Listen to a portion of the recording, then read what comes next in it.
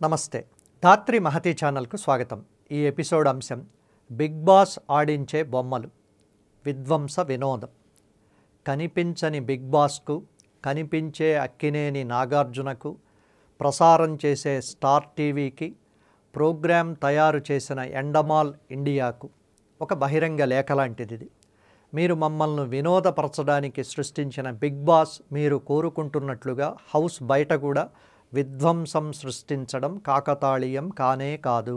విపరీత ఉన్మత్త పైత్య ప్రకోపాలున్న కొందరిని ఎంపిక చేసి వారిని కొన్ని వారాల పాటు ప్రత్యేకంగా 100 కెమెరాలు అమర్చిన ఇంట్లో బంధించి వారి మధ్య పోటీలు, గొడవలు, ప్రేమలు, కన్నీళ్లు, శిక్షలు, పరిహారాలు, ఎగ్జిట్లు, వైల్డ్ కార్డ్ ఎంట్రీలతో మొత్తం మానవ జాతి మీద మానవ జాతికే అసహ్యం పుట్టేలా మీరు రూపొందించిన కార్యక్రమంలో వినోదం ఎంత పాళ్ళుందో కానీ అంతులేని విధ్వంసం మాత్రం తవ్వుకున్న వారికి తవ్వుకున్నంతగా ఉంది అనడానికి మొన్న అర్ధరాత్రి Bigg Boss house Annapurna studio ముందు నడి రోడ్లో పగిలిన ఆర్టీసీ బస్సు అద్దాలు సాక్షి, పగిలిన తలలు సాక్షి, విరిగిన అభిమానుల ఎముకలు సాక్షి, ప్రాణాలు అరచేత పట్టుకుని పరుగులు తీసిన పాదచారులు సాక్షి, పరస్పరం పెట్టుకున్న కేసులు సాక్షి.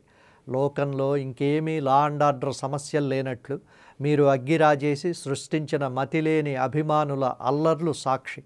పిచ్చి ప్రోగ్రామును తయారు చేయడానికి ఇన్ని కోట్లు తగలేసే బదులు నిజంగానే ఎర్రగడ్డ పిచ్చాసుపత్రిలో ఇవే కెమెరాలు పెడితే ఇంతకంటే మంచి ప్రోగ్రాం మహారంజుగా తయారవుతుంది. పరిశీలించగలరు. సగటు మధ్యతరగతి ఇళ్లల్లో 3 ఉంటే 4 స్మార్ట్ ఫోన్లు ఎలాగూ ఉన్నాయి. ఏ ఇంటికి ఆ ఇంటిని బిగ్ బాస్ హౌస్గా పరిగణించి జూమ్ కాల్లో బిగ్ బాస్ టాస్కులు ఇచ్చి ప్రతి ఇంట్లో కంటెస్టెంట్లను తయారు చేసి లోకం మీదికి వదలొచ్చు. పరిశీలించగలరు.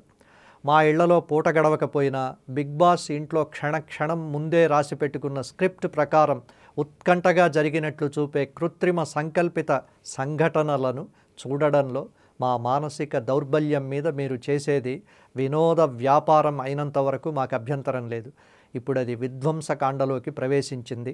హౌస్ బయట సహజ వాతావరణంలో సహజంగా జరిగే విధ్వంసం కూడా బిగ్ బాస్ టాస్కుల్లో భాగమే అయ్యుంటే దయచేసి ఊరవతల మనుషులు తిరగని దయ్యాలు నిద్రలేచి ఒళ్ళు విరుచుకుని నర్తించే వేళ షూట్ పెట్టుకోండి.